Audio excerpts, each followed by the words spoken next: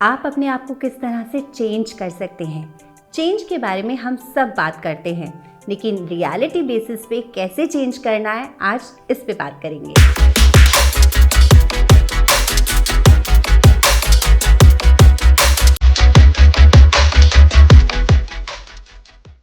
अगर आप अपने आप को सच में चेंज करना चाहते हैं तो आज मैं आपके साथ शेयर करूंगी 2-3 चीज़ें जिसे करके आप बहुत इजीली अपने अंदर रियलिटी में चेंजेस ला सकते हैं। तो सबसे पहले आपको खुद को जानना है।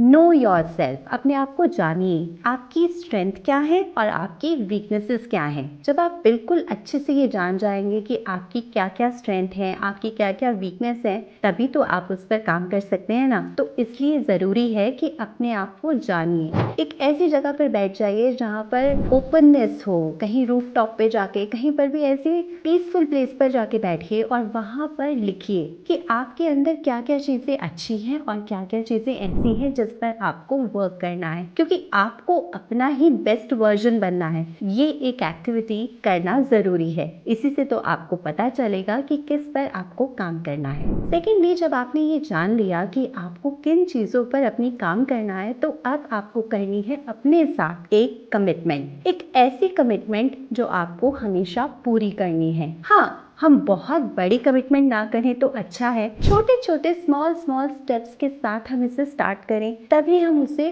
प्रॉपर तरीके से कर पाएंगे। नहीं तो क्या होगा, हम बहुत बड़ी बड़ी चीज़ें रख लेते हैं लेकिन उसे पूरा नहीं कर पाते और फिर डिप्रेस हो जाते हैं और at the end of the day हमें लगता है कि ये तो हो ही नहीं सकता और अब हमारे अंदर कोई चेंज नहीं आएगा। तो नहीं, इसलिए हम छोटे छोटे मिनी मिनी स्टेप्स लेंगे और उनसे अपने अंदर चेंजेस लेकर आएंगे। लाइक फॉर एग्जाम्पल कि आप अपने आप को लेजी फील करती हैं, तो एक्टिव होने के लिए आपको क्या क्या चीज़ें करनी चाहिए। तो हमें स्मॉल स्टेप से स्टार्ट करना चाहिए। हम स्मॉल स्टेप से स्टार्ट करके फिर उसको ग्रेजुअली बिल्ड करते चलेंगे ना, तो हमारे लिए भी ईजी होगा। क्योंकि क्या होता है कि हम एक कंफर्ट जोन में रहते हैं, उस कंफर्ट जोन को ब्रेक करके दूसरा एक जोन बनाना है। उस जोन को बिल्ड होने में थोड़ा सा टाइम लगता है और उसे हमें टाइम थोड़ा देना भी ज़रूरी है।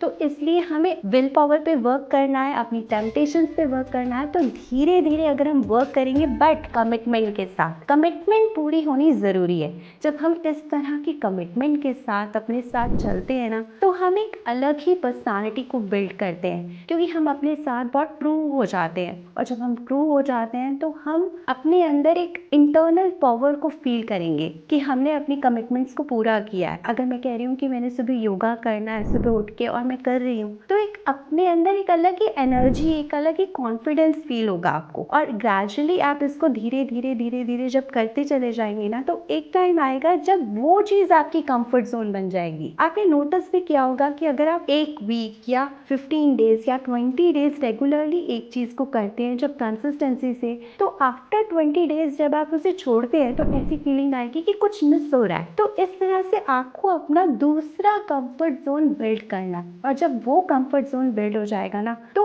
आपको समझ में आएगा विद इन अ मंथ आपके अंदर कितने चेंजेस आ गए और आपकी लाइफ में भी इसी तरह से चेंजेस आ सकते हैं। अब इसमें एक लास्ट स्टेप जरूर आपने करना है, वो है इंट्रोस्पेक्शन और रिवॉर्ड्स। मतलब कि आपको आफ्टर 15 डेज या आफ्टर 1 मंथ इंट्रोस्पेक्ट करना है कि मैंने कितना अच्छा किया, या फिर आप एक वीक पर भी कर सकते हैं और उस अचीवमेंट को आपको रिवॉर्ड देना है। जब हम अपनी छोटी छोटी चीज़ों को रिवॉर्ड देते हैं, उनको हैप्पीनेस के थ्रू एनर्जाइज करते हैं, तो हमारी लाइफ में और मोटिवेशन फील होता है और उससे हमें और एनकरेजमेंट मिलेगा कि हम आगे भी इसको कंटिन्यू करते चलें। और जब हम इसको कंटिन्यू करते हैं तो हमारी लाइफ चेंज हो जाती है।